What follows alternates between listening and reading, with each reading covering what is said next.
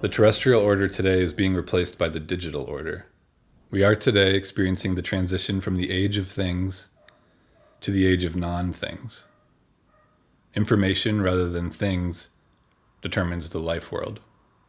We no longer dwell on the earth and under the sky, but on Google Earth and in the cloud. The world is becoming increasingly intangible, cloud-like and ghostly. This is a book called Non-Things by an author named Byung-Chul Han. He's a South Korean German philosopher. What percentage of your life would you say day to day typically is digital? Think about it for a minute. How long is it before you check your phone when you wake up in the morning? How many hours go by in the day until you're sending emails, checking social media? Think hard about it. How much of your life is digital? Han says that, I'll quote him, "Things stabilize life, give it a continuity. They are the calm centers of gravity in life. Information is not a calm center. It is always fleeting. We are not so much obsessed with things, but with information.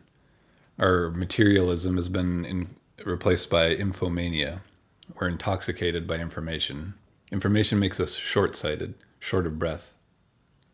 Do you ever feel intoxicated by information?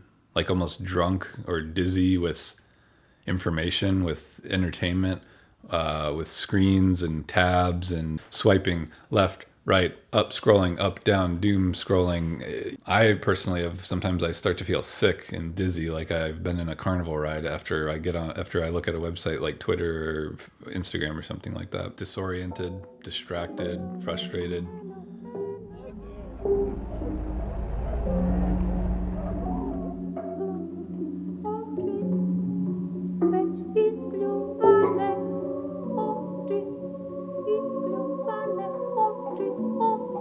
He says the infosphere is Janus-faced, two-faced. It does give us more freedom, but at the same time it exposes us to more surveillance and control. The information machines that free us from work inform on us, surveil us, report on us, push us around. I was just talking with somebody at the grocery store yesterday, and he said that it was probably Whole Foods and the Amazon, bringing the tech mindset to grocery stores, where now they're pushed towards having quotas of scan a certain amount of items per minute.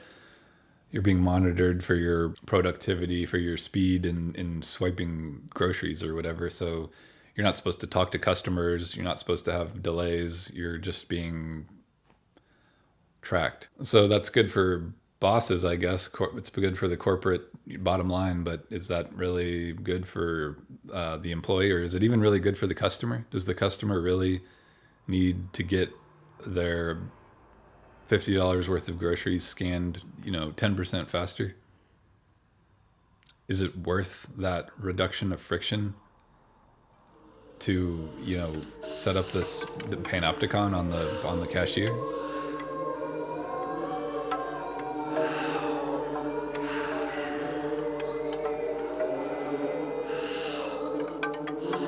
Do you ever feel like you're unable to make a decision until you have more information?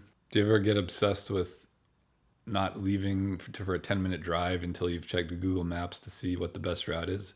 Or if you're buying a $5 tube of toothpaste on Amazon, do you need to read 20 reviews before you can decide?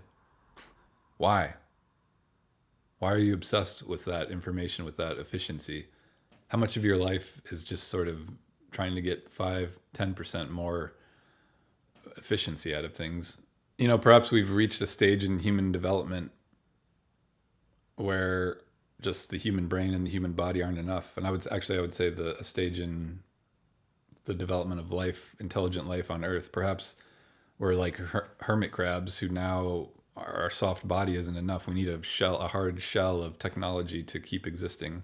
We're like hermit crabs scuttling around, hiding under our shells, looking for upgrades. What's the latest model? What's the new shell? Discard my old one. No stable home, no stability. Han says information by itself doesn't illuminate the world. On its own, it can have the opposite effect. It can obscure and deform. Informational entropy, informational chaos pushes us into a post-factual society. Just because something is information doesn't mean it's true. Fake news is information, and it's often more effective than the facts. Short-term effect is all that matters. Effectiveness replaces truth. Think about our political situation today. He says truth stabilizes the world, but it requires durability and stability. Truth is what we cannot change. It is the ground we stand on and the sky above us. Han says we're leaving the age of truth, and I would say as Nietzsche predicted, and as the postmoderns have also been insisting and ushering us towards. There is no truth, there is just subjective truths.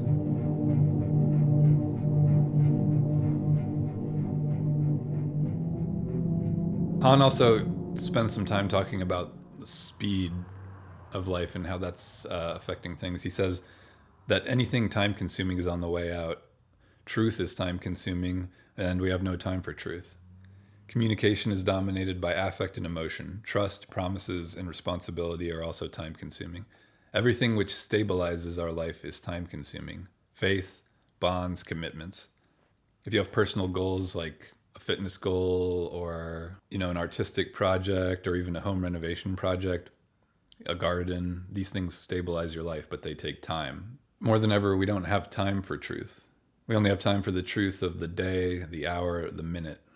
That's the truth that wins. Han says that human civilization is the gradual intellectualization of reality. So think about, professors, experts, scientists, data people, and then the people who distrust them call them out of touch. They live in the intellectualized version of the world.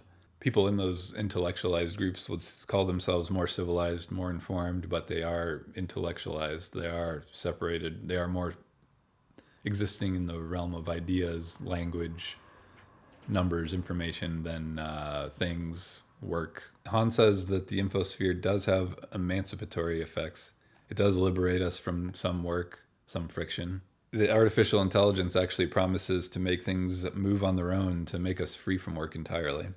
And this new freedom opened by digitalization promises to turn our life from work into play, and to turn us from workers into players. The human of the future is not a worker, but a player.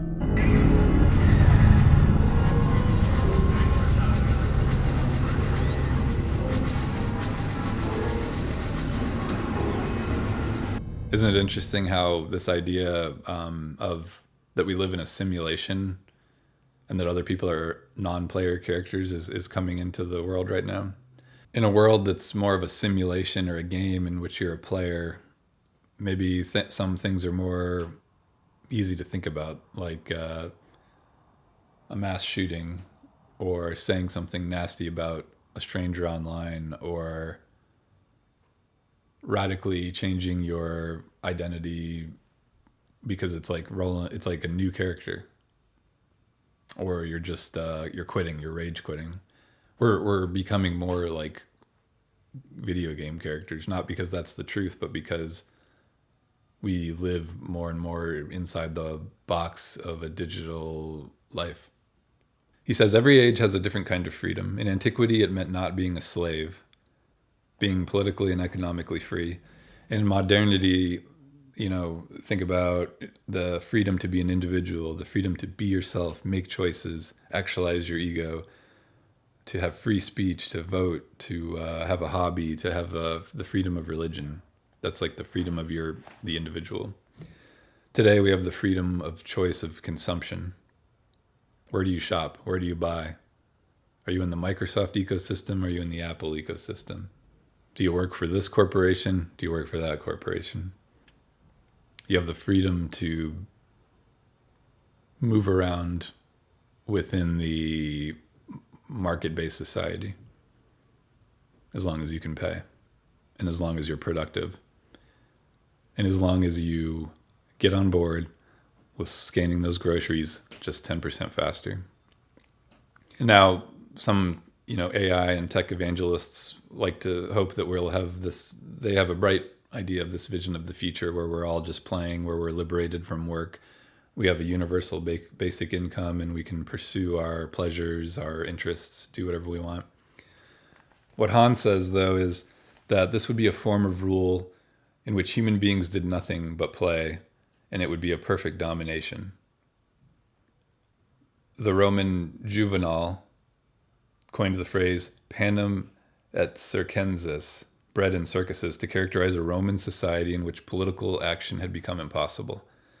People were sedated with free food and spectacular games. Universal basic income and computer games would be the modern bread and circus.